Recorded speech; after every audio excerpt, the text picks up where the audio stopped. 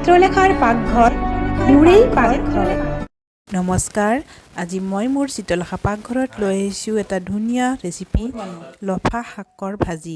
গতিকে আহকচোন এইখন মই কেনেকৈ বনাইছোঁ আপোনালোকৰ ওচৰত দেখাওঁ। এই লফা শাকখিনি মই ধুনীয়াকৈ প্ৰথমতে ধুই বাছি লৈছোঁ। লগত লৈছোঁ আলু, পিঁয়াজ, আদা, নহৰু মিহিকৈ কুটি লৈছোঁ। আৰু ইয়াত মই কেৰাহীত তেল গৰম হ'ব দি লৈছোঁ।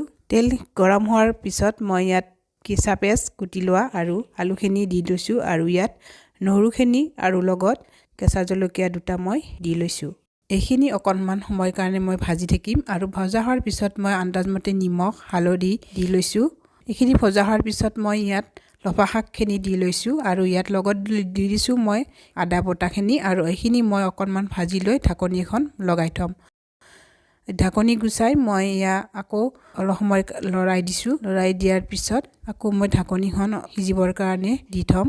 আৰু এতিয়া মই ঢাকনি গুচাই ইয়াত মই আধা কাপমান পানী দি ল'ম আৰু এইখিনি পানী দিয়াৰ পিছত অলপমান লৰাই মই আকৌ অলপ সময়ৰ কাৰণে সিজিবৰ কাৰণে ঢাকনিখন দি থ'ম। আৰু এতিয়া ঢাকনি গুচাই চাইছোঁ যে মোৰ ধুনীয়াকৈ লফা শাকৰ ভাজিখন হৈ গৈছে, প্ৰায় হৈয়ে গ'ল আৰু ইয়াত ধুনীয়াকৈ চাফ কৰি লৈছোঁ। এতিয়া সুন্দৰকৈ খোৱাহে কথা।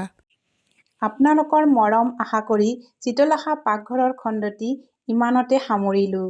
ভিডিঅ'টো যদি আপোনালোকৰ ভাল লাগিছে তেনেহ'লে লাইক, কমেণ্ট, শ্বেয়াৰ আৰু চেনেলটো ছাবস্ক্ৰাইব কৰি দিলে চিত্ৰলেখা পাকঘৰে আগুৱাই যাবলৈ প্ৰেৰণা পাব।